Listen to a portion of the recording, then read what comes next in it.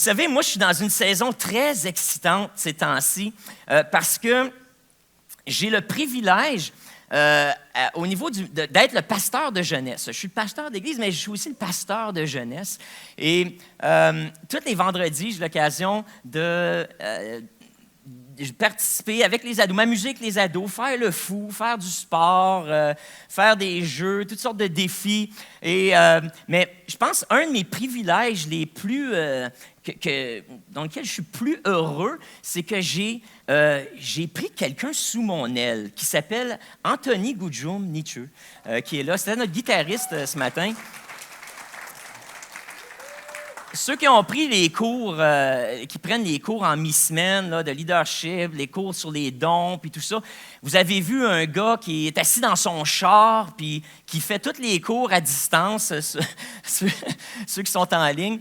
Et puis, Anthony, ça fait plusieurs mois maintenant qu'il travaillait à Belleville, en Ontario, sur un contrat de rénovation. Et puis, chaque semaine, il se branchait pour prendre les cours en mi-semaine qu'on est en train de donner pour se développer lui-même, développer son leadership, développer ses connaissances bibliques, puis tout ça, mieux se connaître. Et puis, chaque vendredi, il faisait 4h30 de route de Belleville, en Ontario, jusqu'ici, pour venir aider avec la jeunesse. Et il passait la fin de semaine ici à Sherbrooke, ouais. Puis le dimanche après-midi, dimanche, souvent, il s'impliquait aussi là, avec les musiciens puis tout ça. Puis dimanche après-midi, il fait partie d'ailleurs de notre équipe de revitalisation aussi, qui est en train de réimaginer un peu là, qu'est-ce que l'Église, où on s'en va là, dans cette nouvelle saison de l'Église de Carrefour. Donc, Anthony, on l'a invité à faire partie de cette équipe-là. Et puis, c'est vraiment un privilège de pouvoir travailler avec lui. Et puis, une chose qu'on fait chaque vendredi. Donc, lui, il arrive le vendredi après-midi, et puis on prend le temps de jaser ministère, vie chrétienne, développement personnel, mais aussi on travaille sur une petite série qu'on est en train de donner aux adolescents sur la prière du Notre Père. Vous savez, la moitié des jeunes qui viennent ici le vendredi soir ne sont pas ici le dimanche, parce qu'ils ne vont pas à une autre assemblée. Et certains d'entre eux, leurs familles ne sont pas chrétiennes non plus. C'est des jeunes de la polyvalente que des ados de notre Église ont invités à venir. Puis, ils sont ici. On a une qui est musulmane. J'ai su ça cette semaine. Elle est musulmane. Puis, elle vient ici à l'Église avec nous autres. Il y en a d'autres qui vont, c'est ça, ils ne vont pas du tout à l'Église. Il y en a qui ont certaines connaissances bibliques, certains d'autres non. Mais ces jeunes-là qui sont là, plusieurs ont accepté le Seigneur cette année durant Pâques, alors qu'on a fait un appel au salut, qu'on a présenté qui est Jésus. Ils ont levé la main et ont dit « Oui, je veux recevoir Jésus dans mon cœur et je veux être ami de Jésus. » Tu sais, on met ça dans des termes qu'ils peuvent comprendre. Et puis, mais ils ont dit « Oui, je veux être disciple de Jésus, je veux connaître Jésus davantage, je veux m'approcher de lui. » Alors, Anthony puis moi, on s'est dit « Bon, mais qu'est-ce qu'on fait? » On s'est emmené à Jésus, puis là, qu'est-ce qu'on fait avec ça maintenant? Là, on s'est mis dans le pétrin, dans un bon pétrin, dans le sens que là, on a une job à faire, c'est de faire des disciples. On les a amenés au Seigneur, mais là, il faut faire des disciples. Fait, comment est-ce qu'on va s'y prendre? Mais on s'est dit, on va commencer des choses de base. Et entre autres, peut-être qu'on pourrait prendre le Notre Père. T'sais, on les a amenés à Jésus, mais peut-être qu'on pourrait enseigner comment prier. Et puis, on va commencer avec ce que Jésus nous a dit. Hein? Comment prier? Les disciples ont dit, Jésus, enseigne-nous comment prier dans Matthieu, au chapitre 6, au verset 9. Et sûrement, la plupart d'entre nous, on a appris cette prière. Alors que Jésus a dit, voici comment vous devez prier. Et dites-le avec moi, ceux qui le savent, notre Père qui est aux cieux, que ton nom soit sanctifié, que ton règne vienne, que ta volonté soit faite sur la terre comme au ciel. Donne-nous aujourd'hui le pain quotidien. Pardonne-nous nos offenses, comme nous pardonnons à ceux qui nous ont offensés. Tentation, mais délivre-nous du mal. Amen. Puis là, c'est ça, dépendamment de la version. Si vous avez été à l'Église catholique quand vous étiez petit, ça arrête là. Puis si, des fois, on ajoute aussi cette partie-là que les évangiles nous disent, car c'est à toi qu'appartient au siècle des siècles le règne, la puissance et la gloire. Et on s'est dit, on va faire une petite série là-dessus. On va décortiquer la prière du Notre Père. À chaque semaine, on va en enseigner un petit bout. et puis on va l'expliquer aux jeunes pour que les outiller à communiquer avec Jésus, avec qui ils sont maintenant en relation. Et cette semaine, on a eu une conversation super intéressante sur justement cette partie qui dit que ton règne vienne, que ton règne vienne, que ta volonté soit faite sur la terre comme au ciel. Et puis, on s'est mis à parler de ça. Qu'est-ce que ça veut dire, cette idée-là, que ton règne vienne? Et puis, bon, mais on a dit, OK. Là, c'est de même que ça marche. On planifie nos sermons ensemble. Je suis en train de montrer des petits trucs d'homilétique. Fait que là, on pense à voix haute, comme ça. Qu'est-ce que ça veut dire, que ton règne vienne? Bon, mais là, ton règne, on parle de ton royaume. On parle du royaume de Dieu. Puis là, on se rappelle tous ces concepts-là qu'on a vus dans la série sur Marc, que Jésus prêchait le royaume. Il prêchait l'évangile du royaume, ou la bonne nouvelle du royaume de Dieu. Mais qu'est-ce que le royaume? Parce que la prière nous dit que ton règne vienne, ou encore que ton royaume se manifeste. Okay? C'est ça que ça veut dire, que ton règne vienne, que ton royaume se manifeste sur la terre comme au ciel. Mais c'est quoi ce royaume-là? Comment est-ce qu'on peut expliquer ça? On sait que Dieu est roi. On sait que nous, ça fait de nous ses sujets. Mais c'est quoi le royaume?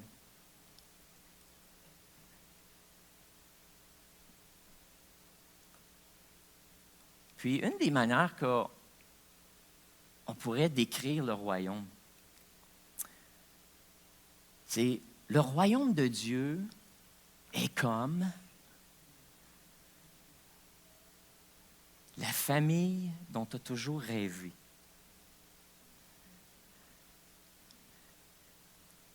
Le royaume de Dieu est comme la famille dont tu as toujours rêvé. Avec un papa, Dieu le Père. D'ailleurs, la prière commence avec ça. Notre Père qui est aux cieux, qui est un bon Père, qui est un Père généreux, aimant, un Père qui est patient, un Père qui est plein de grâce, plein de bonté, un Père qui, comme le Père dans l'histoire du Fils prodigue, qui nous laisse liberté, qui nous force pas, qui nous oblige pas, qui nous casse pas le bras à faire sa volonté, mais qui nous laisse. Et puis si on a besoin d'aller faire un petit tour ailleurs, il nous laisse aller, il nous laisse libres, parce qu'il veut qu'on l'aime de toute notre volonté. Il veut qu'on vienne à lui parce qu'on veut être dans sa présence et non pas parce qu'on est obligé. Alors, il nous laisse libre de choisir sa présence. C'est un bon Père qui prend soin de nos besoins. Le royaume de Dieu a son Père. Le royaume de Dieu a aussi sa mère. Le Saint-Esprit, qui est un peu comme, qui la Bible le décrit comme le consolateur, le réconforteur.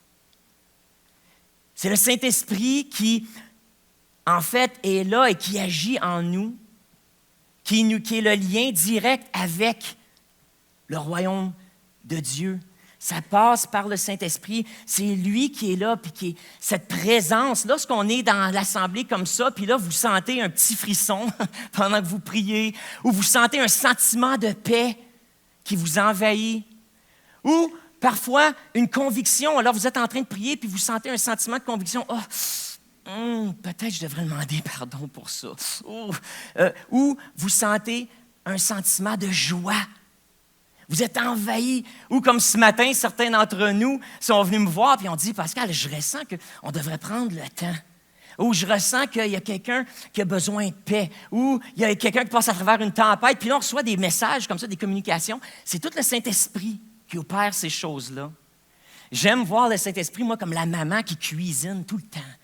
Bien que je suis certain que Dieu cuisine aussi, là. Puis moi, chez nous, je cuisine. Je ne suis pas en train de dire c'est comme ça les rôles, mais moi, c'était le même chez nous. Ma maman, elle papotait tout le temps. Alors, j'aime ça. J'imagine le Saint-Esprit comme ça, c'est dans mon imaginaire, qui cuisine, qui papote. Puis même le dimanche, quand j'arrive ici à l'église, je me dis toujours, puis ça faisait partie de mes prières aujourd'hui, qu'est-ce que tu as papoté pour nous, Saint-Esprit, aujourd'hui? Qu'est-ce qui mijote dans la cuisine? Puis c'est intéressant parce que je n'avais pas planifié de faire un appel en avant, mais durant la prière, quelqu'un qui a dit « Dieu a des cadeaux pour nous aujourd'hui.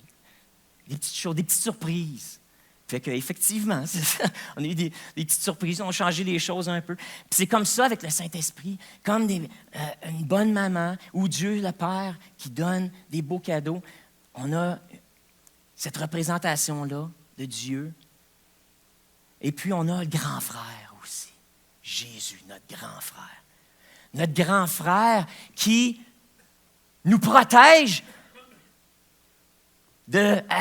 contre les bullies. C'est quoi les bullies? Les intimidateurs. Tu sais, à l'école, des fois, moi, je me souviens au secondaire, j'étais en secondaire 1 ou 2, je me suis fait intimider. Secondaire 1, oui, c'est ça. Je me faisais intimider par un gars, il avait la tête rasée, il avait l'air d'un skinhead, il était plus grand que tout le monde dans l'école, puis il n'avait pas beaucoup d'amis, puis pour une raison ou une autre, il avait décidé qu'il s'en prenait à moi. Puis je me souviens, là, des fois, de ne pas vouloir aller à l'école, d'être terrorisé de cette personne-là, et puis d'avoir peur de la rencontrer dans un corridor, dans une cage d'escalier, où j'allais être tout seul, ou quelque chose comme ça, tu sais, qui te regarde, puis qui essaie juste là, qui te dit, toi, je vais te pogner après l'école, puis je vais te planter, tu sais, des choses comme ça, puis c'est un Anglais en plus.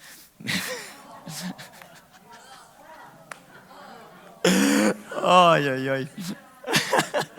Les stéréotypes, là, non.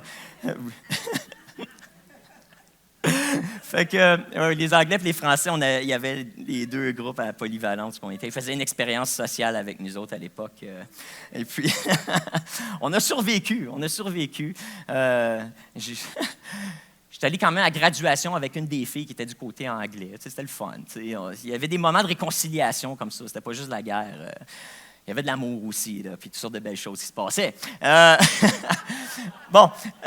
Donc, ceci dit, mais Jésus est comme ce grand frère-là qui, lorsqu'il voit son petit frère se faire intimider, n'a pas peur d'aller voir l'intimidateur et dire « Hey, toi, tu lâches ma petite sœur, tu lâches mon petit frère, sinon tu vas avoir affaire à moi. » C'est comme le grand frère qui est en secondaire 5, là, pendant que toi, tu es en secondaire 1, là, puis qui n'a pas peur, là, puis lui aussi, lui, il est grand, puis il est fort, puis il est sur l'équipe de football, puis il est sur l'équipe de lutte aussi, mais il s'adonne aussi dans le groupe de théâtre, puis il fait du chant en même temps. C'est comme le gars parfait, le gars parfait, artistique, mais en même temps costaud, puis sportif, puis il y a des bonnes notes en plus, fait que il peut même t'aider avec tes devoirs. Si tu as de la misère en maths, en français, c'est correct, il corrige ça. Vraiment, l'homme ultime. Puis j'imagine Jésus comme ça, parce que qu'est-ce que Jésus a fait pour nous? Lorsque le diable nous tenait liés dans le péché, lorsque le diable nous tenait, on essayait de faire le bien, on ne pouvait pas, puis il nous intimidait, il nous gardait sous la condamnation. Il nous faisait peur avec le péché, avec l'enfer. Il nous gardait liés dans toutes sortes de mauvaises habitudes. Il nous forçait à faire des affaires qu'on ne voulait pas. Qu'est-ce que Jésus a fait? Il dit, Père céleste, Saint-Esprit, je sais ce que je vais faire, je vais descendre. Je vais descendre puis je vais aller défendre.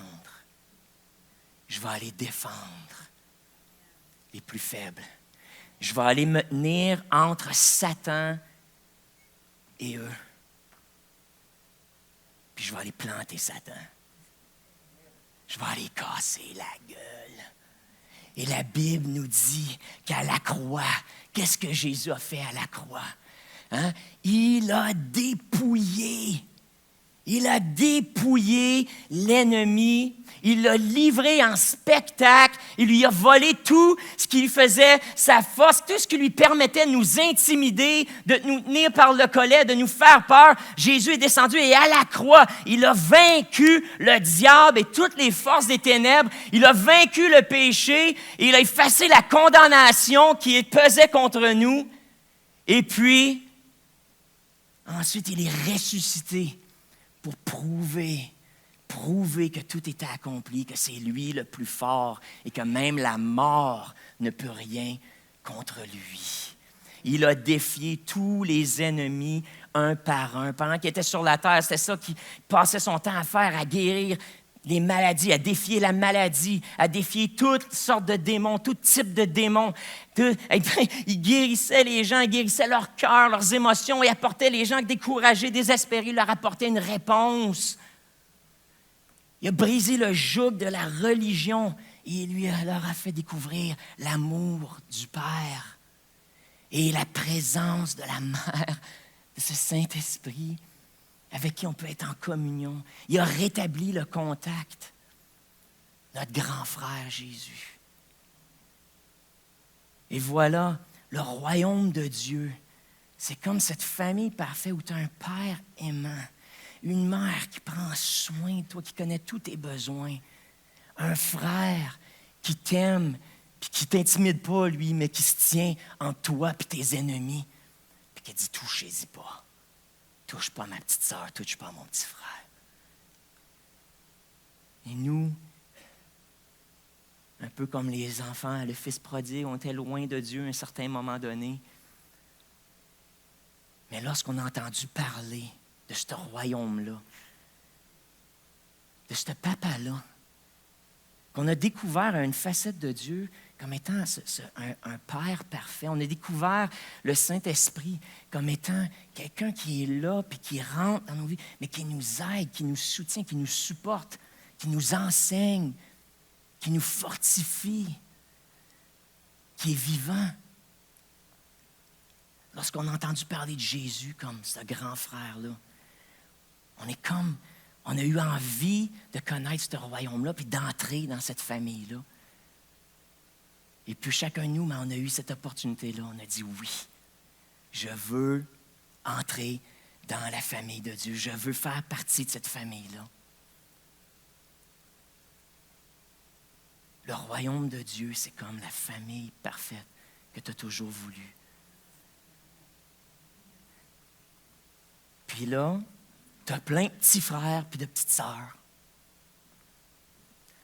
Puis des fois, ils sont merveilleux, puis des fois, ils sont tannants.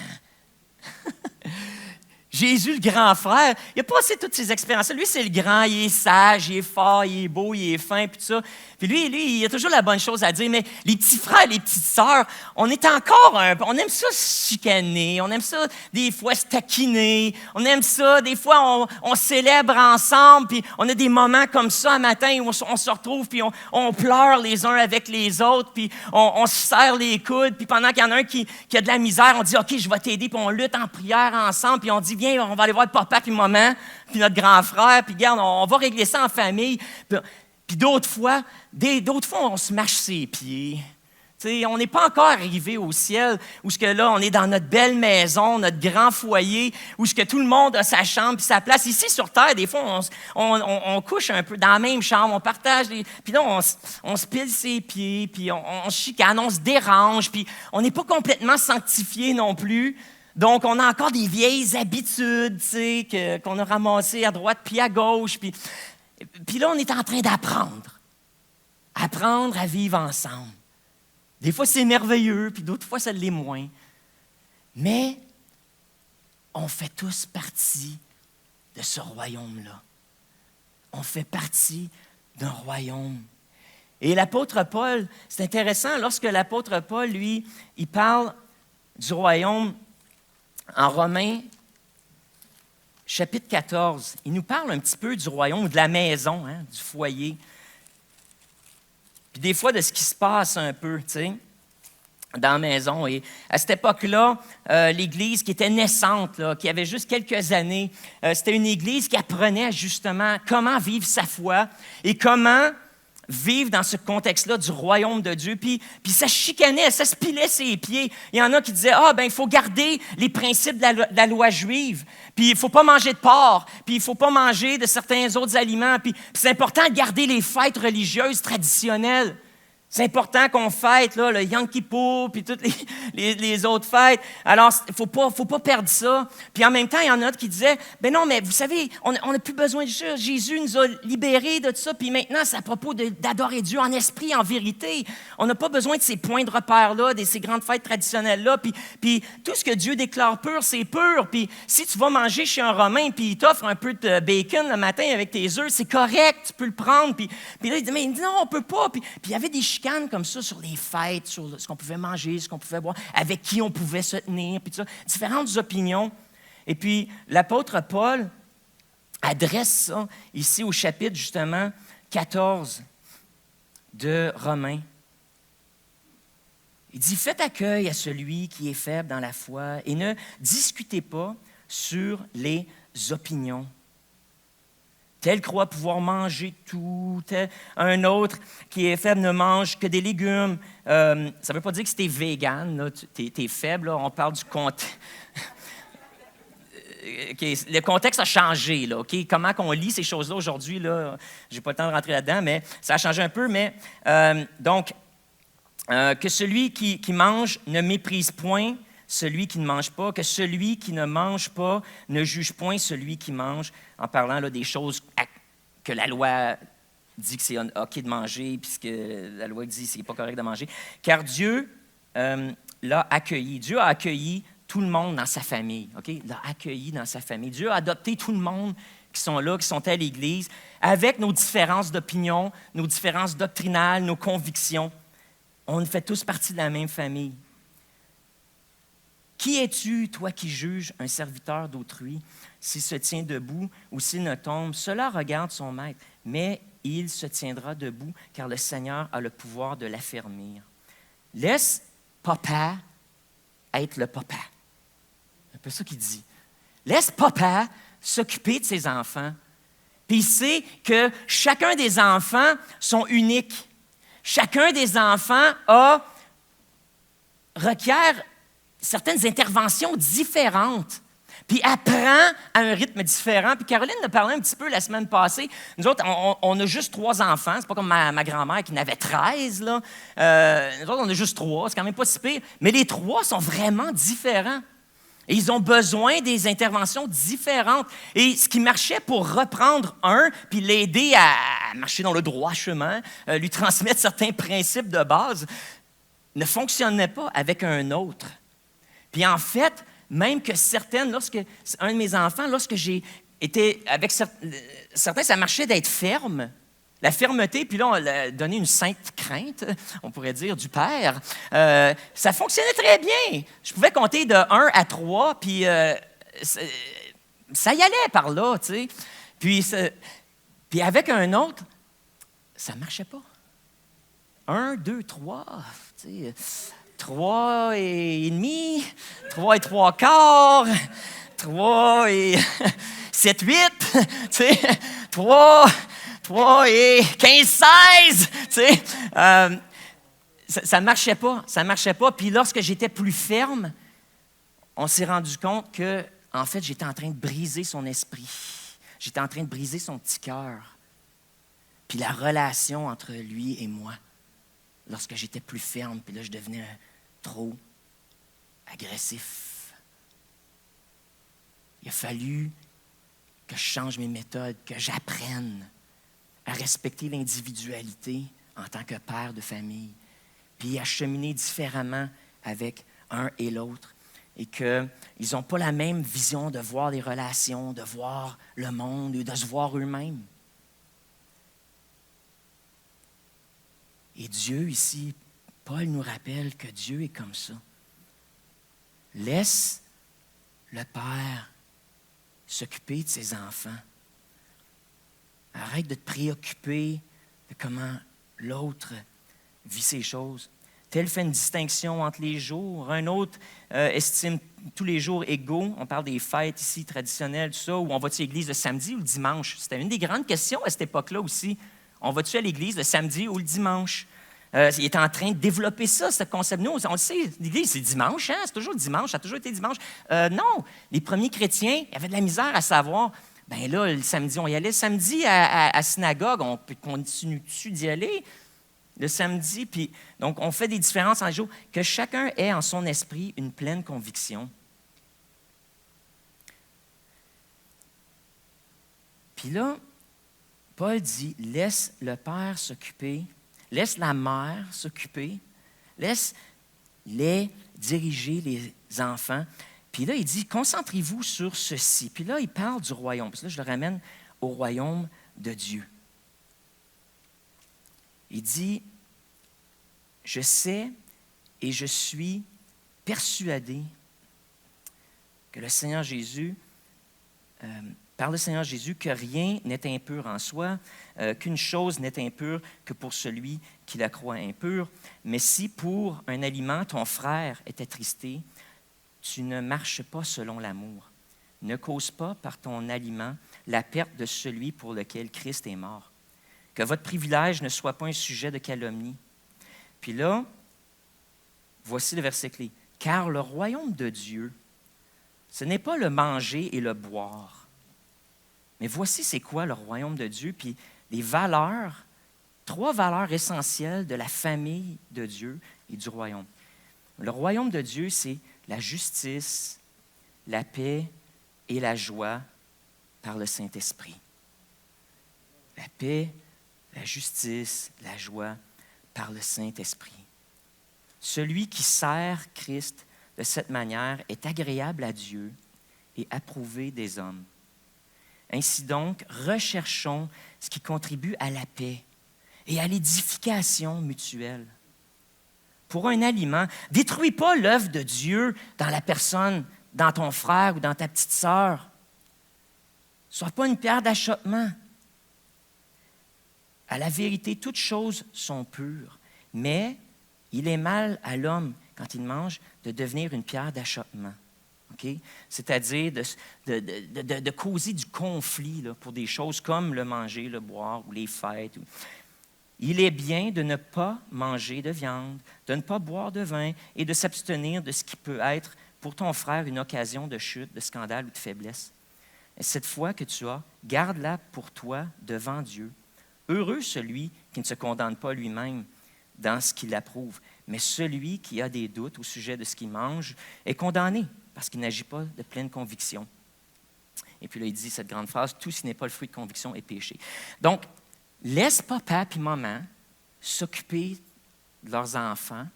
Toi, vas-y avec ce que tu crois, avec ta conviction.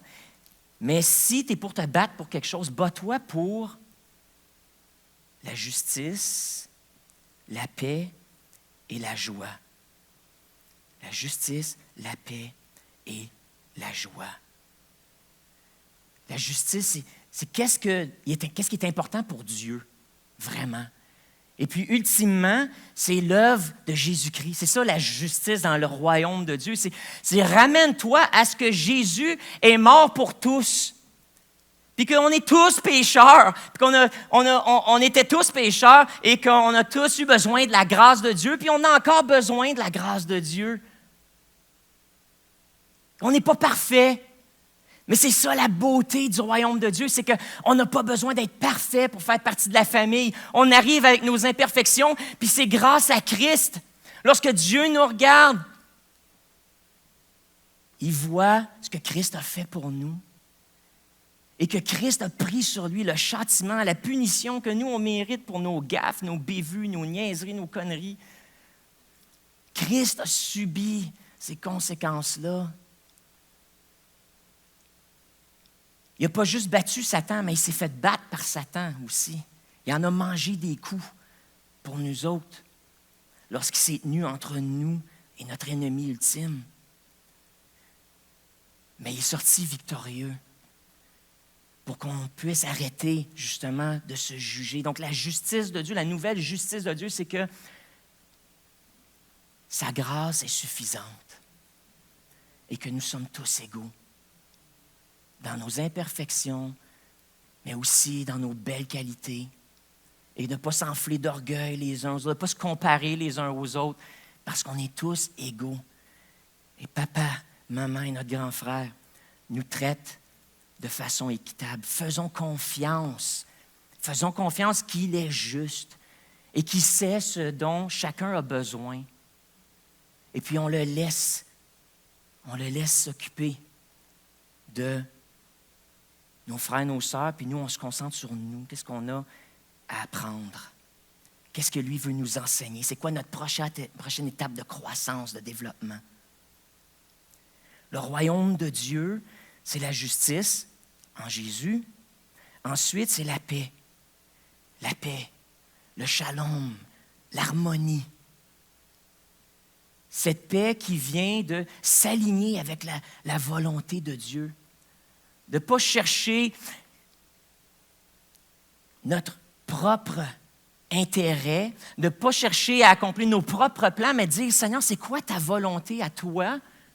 Puis comment est-ce que moi, je peux m'intégrer dans ta volonté et participer à l'accomplissement de ta volonté sur la terre. Puis là, on arrive dans cette dimension de la prière du Notre Père, que ton règne vienne ou que ton royaume vienne et que ta volonté soit faite sur la terre comme au ciel. Alors, Seigneur, révèle-moi ta volonté afin que je puisse l'accomplir sur terre, afin que je puisse la manifester sur terre, de la même manière que Jésus a manifesté ta volonté, ô Dieu, sur terre. Il nous a donné l'exemple. Maintenant, il a passé le bâton, et puis c'est à nous autres de le faire. Le royaume de Dieu s'accomplit sur terre seulement à travers les enfants de son royaume. C'est comme ça qu'il a choisi d'opérer. C'est son seul modus operandi. C'est vous et moi, ses enfants, ses filles, ses gars. Papa, maman, le grand frère nous délègue cette mission de manifester sur terre leur volonté et d'imiter Jésus. Puis ça, si vous avez, j'espère que vous avez compris que pendant un an et demi, on a parlé de Marc. Okay? Le point ultime de ça, en une phrase, c'est que tout ce que Jésus a fait, maintenant, va et fais-le. J'espère que vous aviez compris ça. Hein? J'espère que ça a été assez clair avec l'histoire du protagoniste. Ça, c'est le héros de l'histoire. Vous aimez le héros? Maintenant, allez, soyez les imitateurs du héros sur Terre. C'était ça le point. OK? Fait que j'espère que vous l'aviez compris. Mais si ce n'était pas clair, je viens de le clarifier. Et puis, donc, d'aller apporter la paix, c'est d'apporter la paix de la même manière que Jésus l'a fait. Et parfois, ça veut dire prier pour des malades, comme on l'a fait ce matin. Parfois, c'est se mettre côte à côte avec un frère ou une sœur qui vit des temps difficiles puis dire on va se battre contre le diable ensemble. Puis là, on prie puis on prend autorité contre l'ennemi. De temps en temps, c'est chasser un démon. De temps en temps, c'est apporter la bonne nouvelle du royaume à quelqu'un au travail, dans notre environnement ou dans notre entourage. Et de leur parler du papa, juste leur présenter ce papa-là, cette maman, ce grand frère, la bonne nouvelle du royaume. Cette famille qu'on a toujours rêvé, elle est là, elle est disponible, elle est accessible. Un royaume, puis là-dedans, on marche dans la paix. On recherche la paix. Puis Paul, ici, en fait un exemple quand il dit, quand ça vient tant des chicanes au sujet de quel jour de la semaine on va à l'église, ou on fête-tu Noël ou on fête pas-tu Noël, on fête-tu l'Halloween, ou c'est correct de faire passer l'Halloween ou c'est pas correct, tu sais, puis toutes des choses comme ça. Paul, il dit, regarde, dans toute chose, recherchez l'unité, le lien de la paix. Mettez l'emphase sur ce que vous avez en commun et non pas vos différences. Mettons l'emphase sur ce qu'on a en commun. Un Père en commun qui nous traite tous de façon égale, qui sait ce qu'on a besoin. Son esprit qui est en nous lorsqu'on est né de nouveau. Son esprit, chacun de nous autres, on a le Saint-Esprit en nous. C'est quelque chose qu'on a en commun, ça? Ça veut dire que tout ce que Jésus, en tant qu'homme, auquel il avait accès, toi aussi, tu as accès à ça, à cause du Saint-Esprit. On a ça. Ça veut-tu dire qu'on l'utilise tout de façon égale? Non. On le vit, on l'expérimente, on le développe, cette communion-là avec le Saint-Esprit, de façon différente, à des rythmes différents. Mais on a tous le Saint-Esprit pleinement en nous. Recherchons la paix et ces choses que nous avons en commun. Et l'autre valeur qui est là dans le royaume de Dieu, dans cette famille, c'est la joie. La joie. Les chicanes, ça n'apporte pas la joie, ça. Les conflits, c'est pas joyeux, mais il y en a, ça fait partie de la game. Mais est-ce qu'on peut, peut-être que si on saisit ces principes-là, on est tous égaux en Jésus, puis qu'on a tous reçu une part égale du Saint-Esprit, et puis qu'on a tous accès à Dieu de la même manière, on peut tous prier, communier avec l'Esprit, le Fils, le Père de façon égale, Dieu nous aime tous, on peut-tu sûrement s'entendre? Puis au lieu de mettre l'emphase sur nos différences qui nous rendent tristes, qui nous rendent découragés, qui nous mettent en colère parfois, lorsqu'on vit des choses comme ça, est-ce qu'on est capable de dire, OK, mais je reviens, qu'est-ce qu'on peut faire pour nourrir la joie? Parce que pour Dieu, Dieu est un Dieu de joie. Il veut que sa maison soit remplie de joie. C'est un Dieu qui aime les fêtes. Puis c'est le fun parce qu'il y a tellement d'enfants qu'à chaque jour, il y a une fête. À chaque jour, on est capable de célébrer la fête de quelqu'un. Puis, ce qui est le fun, c'est que même la parole nous dit que dans sa maison, à chaque fois qu'il y a un âme qui vient au salut, qu'il y a une fête au ciel. Donc, Dieu fait des fêtes lorsqu'on vient au Seigneur. La Bible nous parle que dans le ciel, c'est un endroit où il y a du vin. Du vin, le breuvage des grandes fêtes. Ça nous parle, c'est intéressant lorsqu'on pense à ça. Pourquoi il y a cette image du vin quand on parle du ciel, tu sais? Parce que Dieu, c'est un Dieu de célébration. Et c'est le breuvage des fêtes, le breuvage des grandes occasions. On sort le bon vin. C'est pour ça que Jésus a transformé de l'eau en vin. Il voulait laisser ce message-là que c'est un Dieu qui aime la réjouissance, qui aime les fêtes, les célébrations, qui aime la joie. Et il cherche des occasions pour se réjouir. Puis là, on a ces paraboles-là, justement, tu sais, lorsqu'il y a une brebis qui était égarée, qui revient, qui est retrouvée, le maître fait une fête. Lorsqu'il y a cette pièce d'or qui était perdue, égarée, puis la dame fait le ménage partout pour la retrouver, elle retrouve ça, elle appelle ses amis, elle fait une fête parce qu'elle a retrouvé sa fortune. Tu sais. Puis il y a toute cette idée-là de fête constamment. Puis ensuite, Jésus, dans ses paraboles, allez dans toutes les rues, puis les allées, puis les avenues, invitez tout le monde à venir à la fête en parlant de cette invitation de venir, de faire partie du royaume de Dieu et de la famille. Dieu est un Dieu de fête, est un Dieu de joie. Sa joie devrait être notre force. Sa joie est notre force. Et donc nous, en tant qu'enfants, de cette famille céleste, en tant que membre du royaume, de cette belle famille. Voilà 3 valeurs essentielles. 3 valeurs essentielles sur lesquelles on doit se baser lorsque, tantôt, des fois, avec nos petits frères ou nos petites sœurs, on se marche, on se pile ses pieds. Même que lorsque, des fois, on a l'impression que Dieu est injuste, il y a quelque chose qui nous arrive et on ne comprend pas et qu'on a envie d'en vouloir à Dieu. Ça arrive, ça, même dans les meilleures familles, que des fois, on dit « Papa, maman, t'es pas gentil parce que tu m'as pas donné ce que je veux. C'est pas le cadeau que j'avais demandé à ma fête. » Tu sais, des petites choses, des petites colères d'enfants gâtés. Mais des fois, c'est plus tragique. Des fois, les raisons, c'est « Papa, pourquoi t'as laissé ça m'arriver? » Maman, où c'est que t'étais? Tu es supposé d'être en moi, d'être ma force, puis je suis supposé avoir accès à toutes les ressources que Jésus avait. Et pourquoi dans cette situation-là, j'étais impuissant ou impuissante? Où est-ce que tu étais? Ces 3 valeurs-là de justice, que Dieu est juste, que Dieu est équitable, que Dieu nous traite en Jésus avec ce qu'on a besoin, mais il ne regarde pas nos fautes. Il doit nous guider non seulement dans nos relations les uns avec les autres, mais aussi avec lui. Dans cette idée qu'on doit lui faire confiance. Puis là, il faut se rappeler, compte les bienfaits de Dieu. On l'a compté tantôt, hein? On l'a chanté plutôt. On l'a compté et chanté.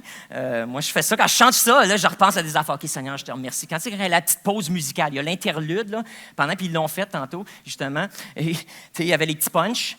Puis là, pendant qu'ils font les petits punchs, tu n'écoutes pas les petits punchs, mais tu comptes les bienfaits de Dieu. C'est ça que je faisais, moi. OK, Seigneur, merci pour le salut. Merci pour ta grâce qui est là, ton pardon. Merci, Seigneur, pour ma piscine, que là, je suis en train de repartir, j'ai hâte de sauter dedans. Tu sais. Merci pour mon chien, merci pour ma femme, mes enfants. Merci pour la vie. Tu sais. J'ai-tu dit chien avant la femme et les enfants?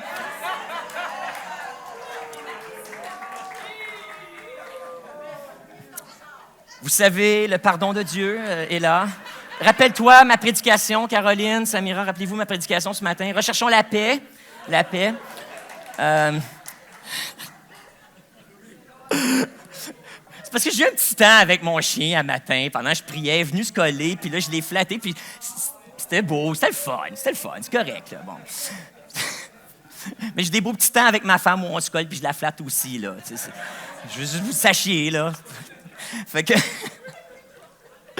Donc, mais même avec Dieu, des fois, ce principe-là de justice, Dieu, tu es juste, OK, puis je vais te faire confiance, je vais faire confiance à ta justice. Puis cette paix-là, Seigneur, je me rappelle que, OK, le shalom, c'est d'être en accord avec ta volonté. C'est pas ce que je veux, puis c'est ça que Jésus m'a enseigné. C'est pas ma volonté, mais c'est la tienne qui compte vraiment. Alors, Seigneur, aide-moi à voir ta volonté dans les circonstances, les situations que je ne comprends pas. Qu'est-ce que tu es en train de m'enseigner? Et où ta volonté là-dedans? Que je puisse en être conscient, puis m'insérer là-dedans et être en paix avec toi et ta volonté, ce que tu es en train d'accomplir, que ce soit dans ma vie personnelle, que ce soit dans ma famille, que ce soit dans mes relations de travail, que ce soit dans mes relations avec des enseignants à l'université, dans le secteur dans lequel je suis impliqué, ou que ce soit ici à l'Église. Je veux m'insérer dans ce que tu es en train d'accomplir. Je veux être en paix avec toi, avec ta volonté, et puis je veux être en paix avec mes frères et mes sœurs. Je veux qu'on marche ensemble dans ta volonté. Et lorsqu'on met la volonté de Dieu en priorité, ça l'aide après ça à mettre les choses en perspective puis de trouver la paix entre nous autres. Parce qu'on revient à ce qui est important pour Dieu et non pas nos petits royaumes, ce qu'on essaie de bâtir. Mais on dit, OK, on est là pour bâtir son royaume, ou faire manifester son royaume. C'est une autre manière de le dire sur terre. Donc, on bâtit le royaume, ou on le manifeste sur la terre, ou on le fait avancer. C'est toutes des métaphores pour expliquer que, OK, ensemble, on est en train de conquérir le territoire que le diable avait conquis depuis la chute d'Adam et Ève. Et maintenant, on reprend ce qui est à Dieu, puis il est en train de gouverner à travers nous sur terre. Donc, on veut marcher dans cette paix-là. Et finalement, on veut le faire non pas avec des grincements de dents, on veut le faire non pas à contre-cœur, mais on veut le faire dans la joie. On veut le faire dans la joie. On veut le faire dans la célébration et de chercher ensemble ces opportunités qu'on a de célébrer ensemble, que ce soit le salut, que ce soit à célébrer ensemble. On l'a fait ce matin tellement bien, merci. Merci à toi, Nathalie. Merci à toute l'équipe, à nos musiciens qui vous êtes préparés pour nous aider à célébrer ce matin la présence de Dieu, à mettre la table pour ce que maman avait papoté, justement. Vous mettez la table quand vous faites la louange. Vous adressez les enfants, mettez à la table, mettez à la nappe les plats, puis les ustensiles, les verres, remplissez les verres. C'est ça qu'ils font, eux autres, là, chaque dimanche ici. Ils mettent la table pour qu'on puisse s'approcher quand que le Père nous invite, venez manger, le repas est prêt. Et là, on peut se conter nos histoires. J'ai aimé ça prier avec certains d'entre vous ce matin. Vous êtes arrivés tristes, vous êtes arrivés abattus dans un combat, mais vous êtes repartis à vos places avec un sourire aux lèvres. Vous êtes arrivés tristes, mais vous êtes partis dans la joie. Je l'ai vu dans votre visage. C'est ça, la joie. Cherchons ces occasions de créer la joie, de stimuler la joie, des occasions de fêter, de célébrer ensemble. Et puis, c'est ce qu'on va faire, entre autres, le 12 juin prochain. On se prépare parce qu'on va avoir cette journée, oui, cette foire. On l'a appelée la foire des ministères parce que de pouvoir travailler ensemble à l'œuvre de Dieu, c'est joyeux. On veut en faire une fête.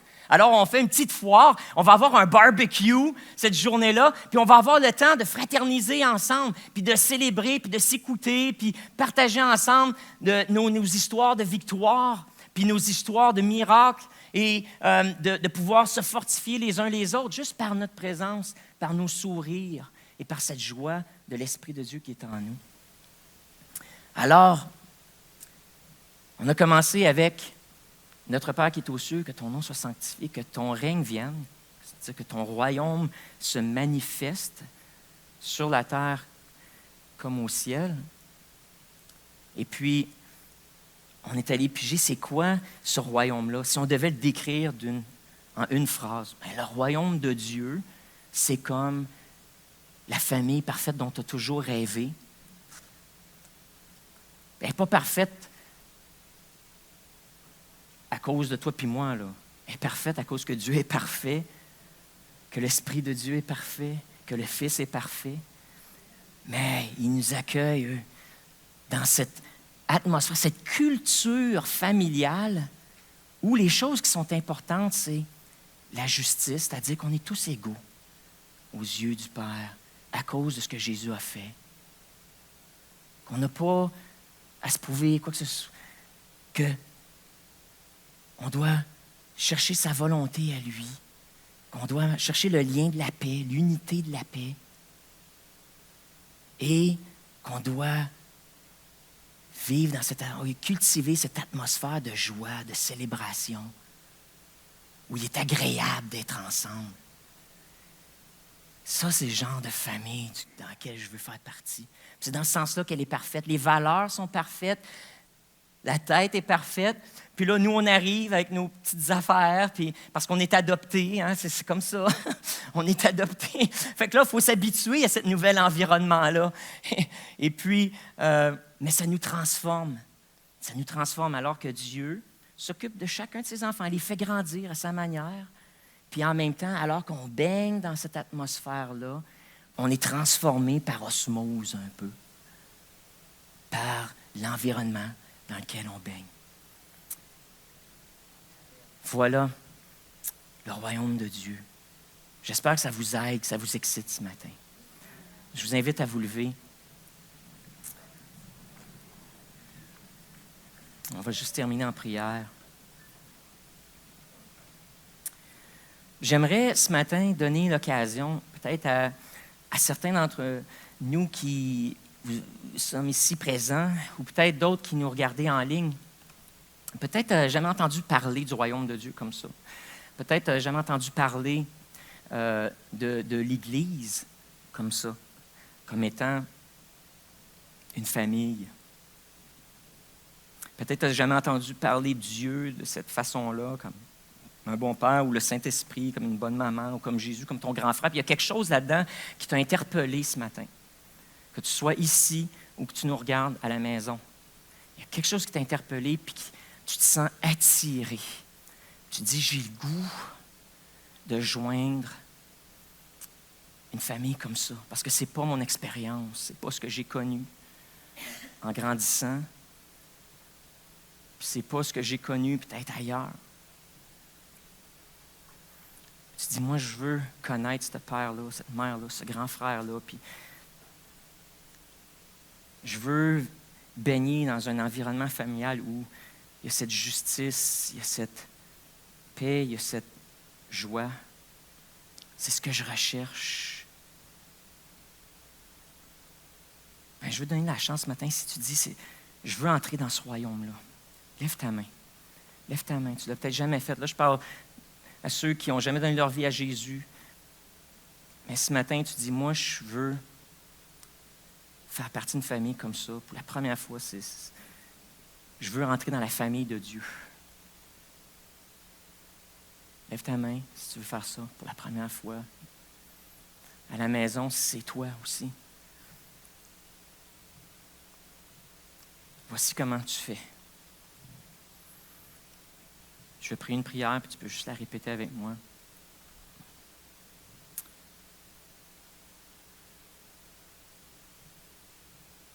Mon Père qui est aux cieux,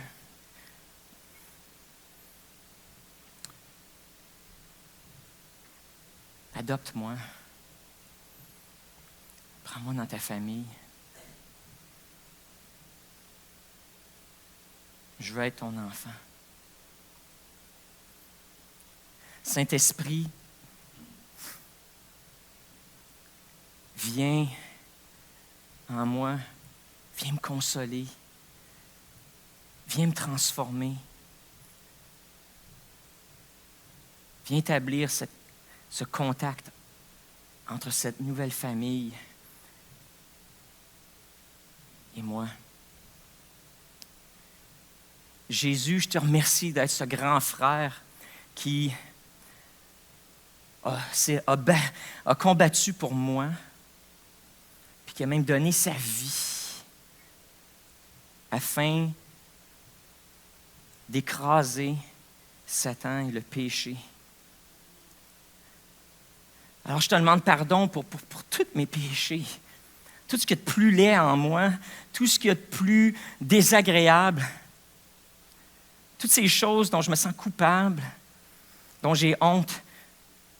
Ce matin, je les laisse au pied de ta croix.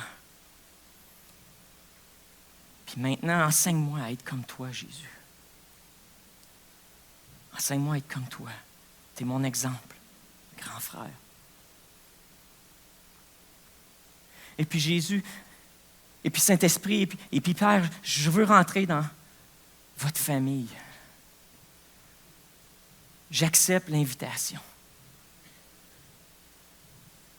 J'accepte l'invitation. Puis merci parce que c'est un endroit où vous êtes juste, vous traitez vos enfants égales. Puis tu sais ce que j'ai besoin, papa. Alors, je te laisse faire ce que tu veux faire en moi. Je m'ouvre à toi. Puis je veux connaître ta volonté. Je veux connaître ta paix. Je veux connaître c'est quoi être en harmonie avec toi, puis avec les gens autour de moi. Et puis, par-dessus tout, je veux connaître ta joie. Prends la tragédie de ma vie et puis rends ça épique et joyeux.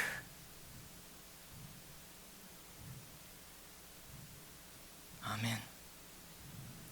Amen. Alléluia. Et pour nous, Seigneur, maintenant qui sont ici, frères et sœurs, des fois qui sont tannants les uns vers les autres, oh, mon Dieu, on te demande pardon d'avoir mis nos emphases des fois sur les différences, puis de s'être pointé du doigt, de s'être jugé, puis... Et puis ce matin, on fait juste remettre les pendules à l'heure. On se met en accord avec toi, avec ces trois valeurs de justice, qu'on est tous égaux en Jésus, de paix, qu'on va être en harmonie avec ta volonté à toi et non pas la nôtre.